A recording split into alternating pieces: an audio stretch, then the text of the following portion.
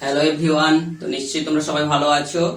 তো আজকে আমরা দশম শ্রেণীর আর একটা ভিডিও ক্লাস নিয়ে আসছি, যেখানে আজকে আলোচনা করব হচ্ছে শক্তির যথাযথ ব্যবহার এবং স্থিতিশীল উন্নয়ন। তো আমরা পরিবেশের জন্য ভাবনা চ্যাপ্টারে পরিবেশের উপাদান নিয়ে প্রথম ক্লাসগুলোতে বায়ুমণ্ডল সম্পর্কে জেনেছি। দ্বিতীয় যে ধরনের যে আলোচনার মধ্যে যে ক্লাসগুলো ছিল সেটা হচ্ছে যে উপাদানগুলোর যে অনুপাতের তারতম্য হ্রাস বৃদ্ধি হলে যে সমস্যাগুলো উদ্ভব ঘটে সেইগুলো নিয়ে আলোচনা, ওজোনোস্ফিয়ার এবং গ্রিন হাউস এফেক্ট আলোচনা করেছি। এখন আমরা পরিবেশের জন্য ভাবনা অধ্যায়ে এই সমস্ত পদক্ষেপগুলো আমরা নিতে যাচ্ছি। কি সব পদক্ষেপগুলো নিলে যাতে করে পরিবেশটা আমাদের সুরক্ষিত থাকবে। তো সেই ধরনের আলোচনার প্রথম বিষয় থাকছে একটা, যে শক্তিকে যথাযথভাবে ব্যবহার করব।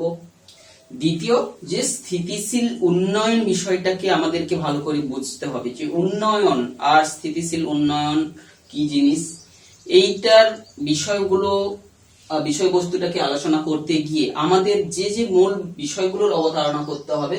তাহলে শক্তির যথাযথ ব্যবহার কিন্তু আমাদের করা অত্যন্ত প্রয়োজন, কারণ আমাদের সভ্যতার উন্নতির সঙ্গে সঙ্গে আমরা যথেচ্ছভাবে শক্তি ব্যবহার করতে পারি না, এবং সেই শক্তিটাকে নিয়ন্ত্রিতভাবে যদি আমরা ব্যবহার না করতে পারি, তার ফলস্বরূপ আমাদের পরিবেশে তার প্রভাবগুলো পড়তে থাকবে। তো যেহেতু যে সমস্ত শক্তিগুলো সবচেয়ে বেশি ভাবে প্রচলিত হয়ে থাকে আমাদের সমাজ সভ্যতায়, সবচেয়ে বেশি হতে থাকছে তাপ শক্তি, দ্বিতীয়ত হয় তড়িৎ শক্তি। তো এছাড়া শক্তির বিভিন্ন যে রূপ রয়েছে সেই বিষয়ে আমরা যাচ্ছি না। প্রধানত যে শক্তির আমরা যথাযথ ব্যবহার করব সেটা হচ্ছে তাপ শক্তির যথাযথ ব্যবহার, তড়িৎ শক্তির যথাযথ ব্যবহার, এবং সেইগুলো মাথায় রেখে আমাদের স্থিতিশীল উন্নয়ন করতে হবে। তো প্রথমে তাপ শক্তির যে যথাযথ ব্যবহারে আমরা চলে আসছি।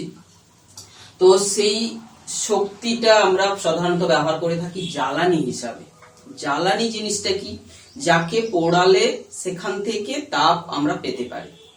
তো সেইগুলোই হচ্ছে জ্বালানি। বায়ুতে থাকা অক্সিজেনের সঙ্গে সেই পদার্থটাকে যখন পোড়ানো হয়, তার বিক্রিয়া, রাসায়নিক বিক্রিয়ার ফলেই কিন্তু সে তাপ শক্তি উৎপন্ন করে, অর্থাৎ এটা একটা তাপ উৎপাদনকারী বিক্রিয়া।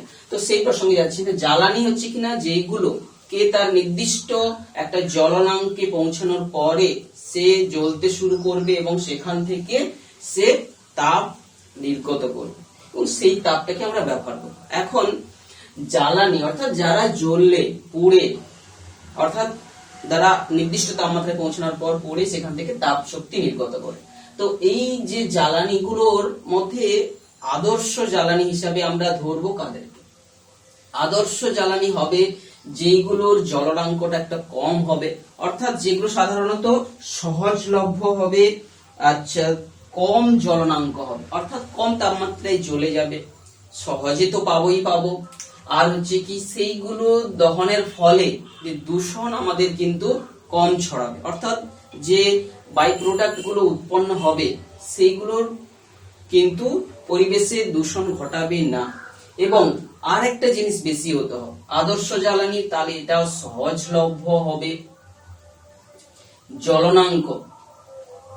জ্বলনাঙ্কটা তার কম হবে, দূষণ কম ছড়াবে। আর একটা হচ্ছে কি, জ্বালানি মূল্য তার বেশি হতে। এখন প্রশ্ন হচ্ছে জ্বালানি মূল্য বিষয়টা আমরা জানবো। তো জ্বালানির যে মূল্যতে যাওয়ার আগে আমরা জ্বালানিগুলোকে বিভিন্ন ভাবে একটা ছোট্ট আলোচনায় ভাগ করে নিতে চাইছি। জ্বালানিগুলোকে আমরা তাদের যদি ভৌত অবস্থার উপর ভিত্তি করে ভাগ করি, যেগুলোকে আমরা পুড়িয়ে সেখান থেকে তাপ শক্তি পাই, সেগুলো কঠিন হতে পারে, তরল হতে পারে, গ্যাসীয় হতে পারে। কঠিন জ্বালানি তোমরা দেখতে পাচ্ছ যেগুলো হচ্ছে কয়লা, কাঠ, তরল যে কোনো হচ্ছে তেল জাতীয় পদার্থগুলো, গ্যাসীয় হচ্ছে এলপিজি গ্যাস, যে কোনো হাইড্রোজেন গ্যাস, এইগুলো। আবার এইরকম ভৌত অবস্থার উপর ভিত্তি না করে আমরা যদি কার্বন, যৌগটার মধ্যে জ্বালানিগুলোর মধ্যে কার্বন আছে কি নেই তার উপর ভিত্তি করে আমরা ভাগ ফেলতে পারি কার্বন যুক্ত জ্বালানি, কার্বন বিহীন জ্বালানি। বেশিরভাগ সাধারণত জ্বালানির মধ্যে কার্বন থাকবে, সেই জন্য আমরা জানি যে কোনো জ্বালানিকে পোড়ালেই সেখান থেকে কার্বন ডাইঅক্সাইড গ্যাসটা কিন্তু বাই প্রোডাক্ট হিসাবে উৎপন্ন হয়ে থাকে। কিন্তু যদি আমরা কার্বন বিহীন জ্বালানি আমরা বাঁচতে পারি, সেখান থেকে কিন্তু কার্বন ডাইঅক্সাইড উৎপন্ন হওয়ার সম্ভাবনা নেই। তাছাড়া আবার যদি উৎসর উপর ভিত্তি করে আমরা জ্বালানিগুলোকে ভাগ করি, সেইখানে আমরা পেতে পারি যারা প্রাইমারি জ্বালানি, যারা যেখান থেকে আমরা পাচ্ছি সরাসরি সেগুলো জ্বালানি হিসেবে ব্যবহার করতে পারি, যেগুলো জীবাশ্ম জ্বালানিগুলো। জীবাশ্ম জ্বালানি কাকে বলে নিশ্চয়ই, অর্থাৎ বহুদিন ধরে মাটির নিচে চাপা পড়ে থাকা উদ্ভিজ্জ এবং প্রাণীজ দেহের অংশাবশেষ যেইগুলো জ্বালানিতে রূপান্তরিত হয়েছে সেইগুলোকে বলা হচ্ছে জীবাশ্ম জ্বালানি। অর্থাৎ জীবাশ্ম যেভাবে তৈরি হয় সেই প্রণালীতেই যে সমস্ত জ্বালানিগুলোর সৃষ্টি হয়েছে, কয়লা, পেট্রোলিয়াম, তারপরে হচ্ছে গ্যাস, বিভিন্ন হচ্ছে যে কয়লা, পেট্রোলিয়াম, আর হচ্ছে খনিজ গ্যাস যেটাকে আমরা বলে থাকি প্রাকৃতিক গ্যাস। এছাড়া আমরা উৎস আর একটা পাচ্ছি যেগুলো সেকেন্ডারি জ্বালানি, অর্থাৎ যেগুলো কিন্তু এইগুলোর থেকে দ্বিতীয় স্টেপে যেগুলো উৎপন্ন হয় প্রথম, অর্থাৎ সেগুলোকে প্রসেসিং করে প্রাইমারি জ্বালানিগুলোর প্রসেসিং করলে যেখানে আমরা পেতে পারি কোক, কাঠ কয়লা পেতে পারি। কাঠ কয়লা কিন্তু এদের থেকে নয়, অন্য কোনো প্রক্রিয়ায় কাঠকে অর্ধ দহন করলে বায়ুর অবর্তমানে যদি পোড়ানো হয় সেখানে আমরা জানি কাঠ কয়লা সৃষ্টি হয়, কিংবা ওয়াটার গ্যাস, এইগুলো হচ্ছে এগুলো সেকেন্ডারি জ্বালানি।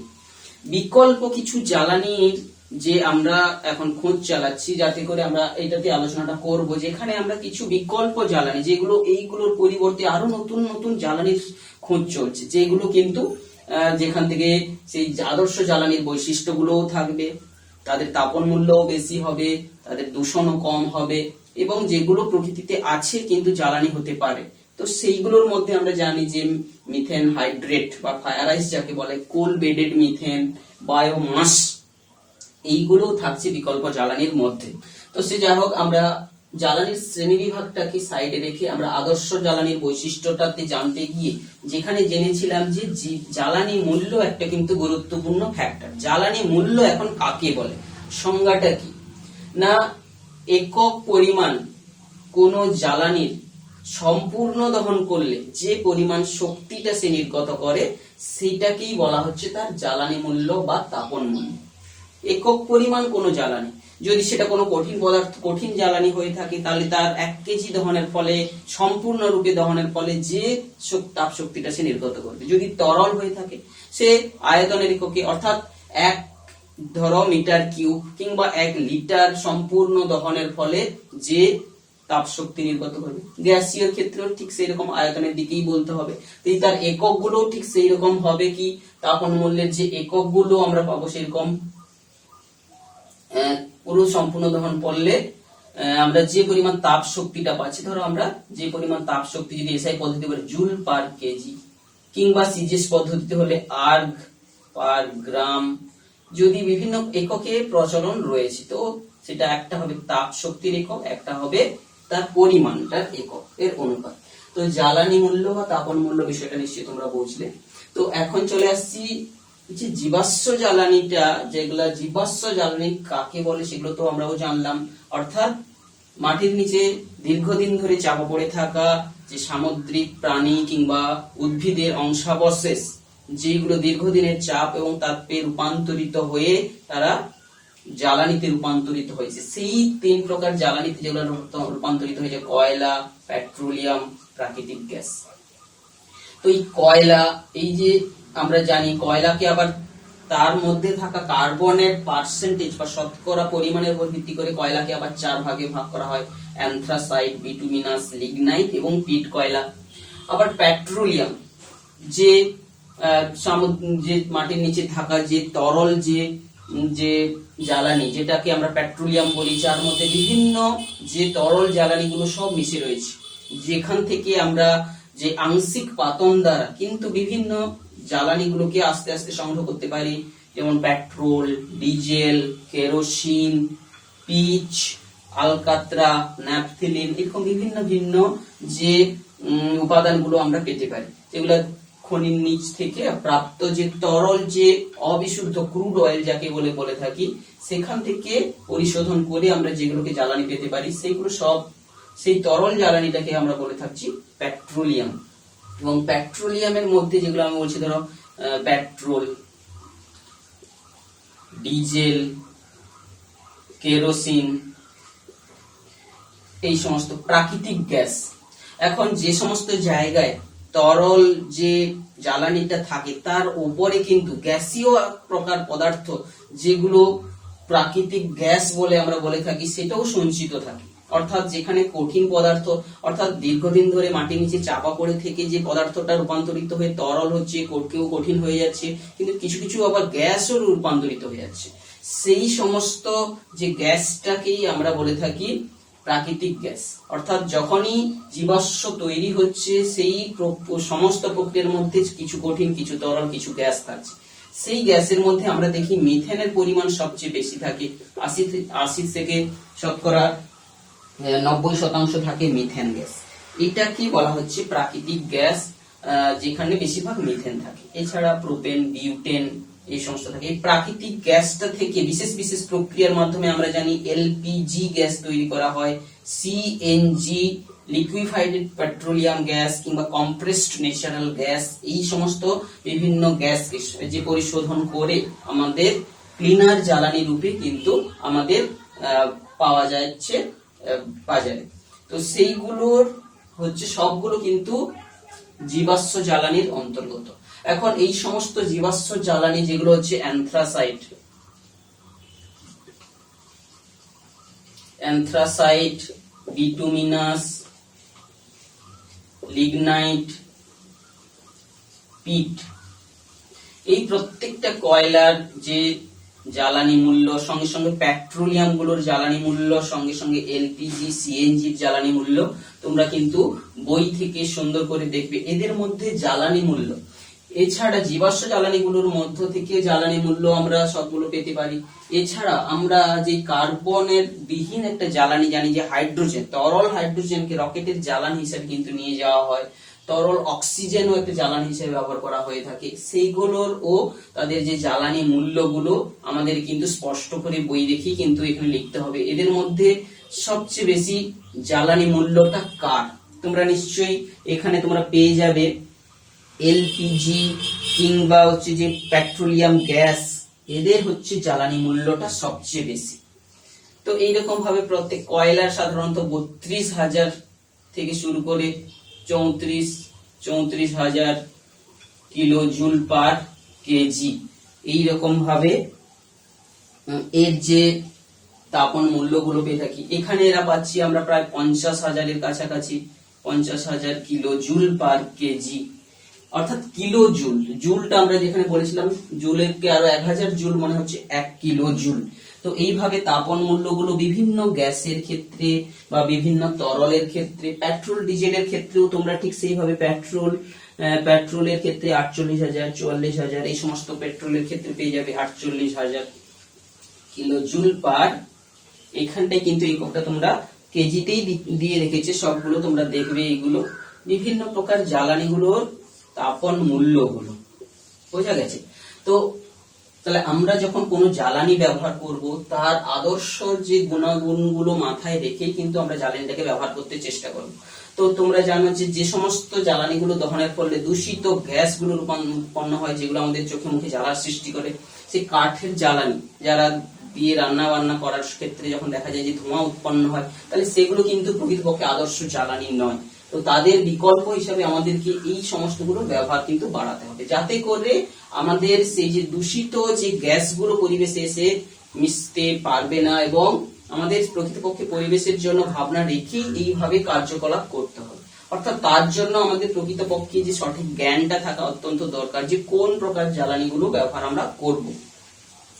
তো এছাড়াও আমাদের যে জ্বালানির সমস্যা দিনের পর দিন কিন্তু বাড়তেই থাকবে। তো যখন সভ্যতার অগ্রগতি হবে, সঙ্গে সঙ্গে জনবিস্ফোরণও দেখা দিচ্ছে, সেই জন্য জ্বালানির একটা বিকল্প বিভিন্ন পন্থা অবলম্বন করার চেষ্টা করছে সবাই মিলে, যাতে করে বিকল্প জ্বালানি খোঁজার চেষ্টা। সেই বিকল্প জ্বালানিগুলোর মধ্যে আমরা দেখতে পাচ্ছি মিথেন হাইড্রেট বর্তমানে একটা কিন্তু বিকল্প জ্বালানির একটা উৎস। যে মিথেন হাইড্রেট কিন্তু প্রকৃতপক্ষে দেখতে অনেকটা হচ্ছে বরফের মতো কেলাসাকার। এর সংকেত হচ্ছে 4 অণু মিথেন রয়েছে এবং 23 অণু জলের সমন্বয়ে তৈরি। এটা একটা যে কঠিন গ্যাস, একে ফায়ার আইসও বলা হয়। তো এখান থেকে আমরা যদি 1 কেজি মিথেন হাইড্রেট থেকে কিন্তু প্রায় 170 লিটার থেকে 160 লিটার হচ্ছে আমরা মিথেন পেতে পারি। তাহলে বুঝতেই পারছো কত পরিমাণ সঞ্চিত রয়েছে। তাহলে আমরা যদি কোনো জায়গা থেকে মিথেন হাইড্রেটকে সংগ্রহ করে সেখান থেকে মিথেন সংগ্রহ করি, তাহলে মিথেন আবার জ্বালানি গ্যাস, প্রাকৃতিক গ্যাস বা এলপিজির প্রধান একটা উপাদান, সেইগুলো তাহলে সেটা হচ্ছে অনেকটা জ্বালানির চাহিদা মেটাতে সক্ষম হবে। তোমরা বর্তমানে জানো যে রাশিয়া, আমেরিকা এদের দেশে কিন্তু প্রচুর পরিমাণে প্রাকৃতিক গ্যাসের ভান্ডার রয়েছে। আমেরিকা তো অত্যন্ত যে বুদ্ধিমান, তারা কিন্তু নিজেদের দেশের সঞ্চিত শক্তিকে এখন ব্যবহার না করে বিদেশ থেকে সমস্ত শক্তিগুলোকে আনয়ন করে ব্যবহার করছে, যাতে করে ভবিষ্যতের কথা ভেবে কিন্তু তারা সমস্ত কাজ চালিয়ে যাচ্ছে। ভারতের কিন্তু যে তাদের উৎস অনেকটা কম, ভারতকে কিন্তু বিদেশ থেকে বেশিরভাগ ক্ষেত্রে আমদানি করতে হচ্ছে, দেশেও কিছু বাঁচিয়ে রাখতে হচ্ছে ভবিষ্যতের কথা ভেবে। তো এইরকম ভাবে মিথেন হাইড্রেট, এই যে মিথেন হাইড্রেটকে যে এখন সংগ্রহের প্রণালী তোমাদের কিন্তু আমরা এই সমস্ত জ্বালানিগুলোর নামটা এখানে আমরা আজকে উল্লেখ করে যাচ্ছি। এই সমস্ত বিকল্প যে জ্বালানিটা নিয়ে কিন্তু আমরা আরেকটা যে ক্লাসে আমরা পরবর্তী ক্লাসে আলোচনাটা করব। তো আজকের এই ক্লাসে আমরা যাতে করে ভিডিওটাকে খুব দীর্ঘায়িত না করার জন্যই আমরা এটার যে ডিটেলস আলোচনাটা আমরা পরের ক্লাসে করব। তো এই রকম যখন দেখা যাচ্ছে যে জ্বালানি এবং জ্বালানিগুলোর ব্যবহার করার ক্ষেত্রে আমাদের কিন্তু সতর্কতা অবলম্বন করতে হবে।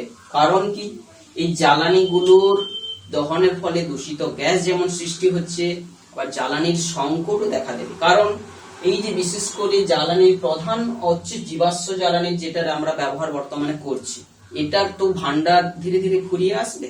তো সেই ভান্ডার যেহেতু ফুরিয়ে আসছে, তো বর্তমান কথা শুধু ভাবলে হবে না, ভবিষ্যতের কথা ভেবে কিন্তু আমাদের উন্নয়ন ঘটাতে হবে। তো আমাদের সেই জন্য স্থিতিশীল উন্নয়ন বিষয়টাকে আমাদের একটু জানতে হবে। স্থিতিশীল উন্নয়ন কি না, যে বর্তমানের চাহিদা মিটিয়ে ভবিষ্যৎ প্রজন্মের কথা মাথায় রেখে যে উন্নয়নটা ঘটানো হয় তাকেই বলা হচ্ছে স্থিতিশীল উন্নয়ন।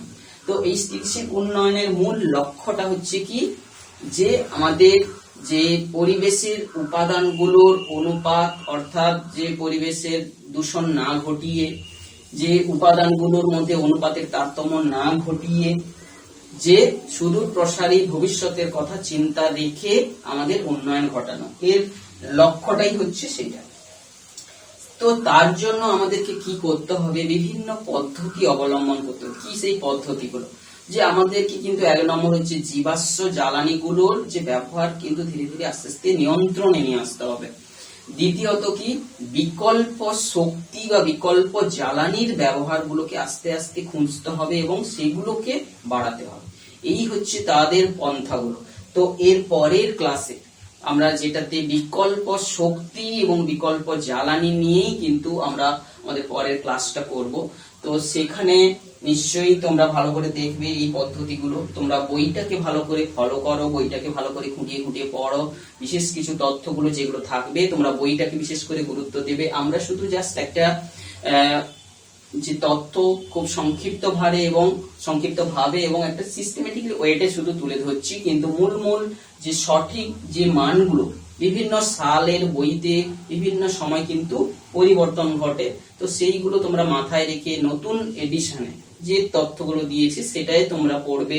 ক্লাসে যে বইটা ফলো করাচ্ছে স্যারেরা যেটা ফলো করে মানগুলো বলছে সেটাকে তোমরা গুরুত্ব দেবে। তো এই বলে আজকের আমরা এই ভিডিওটাকে এখানে শেষ করছি।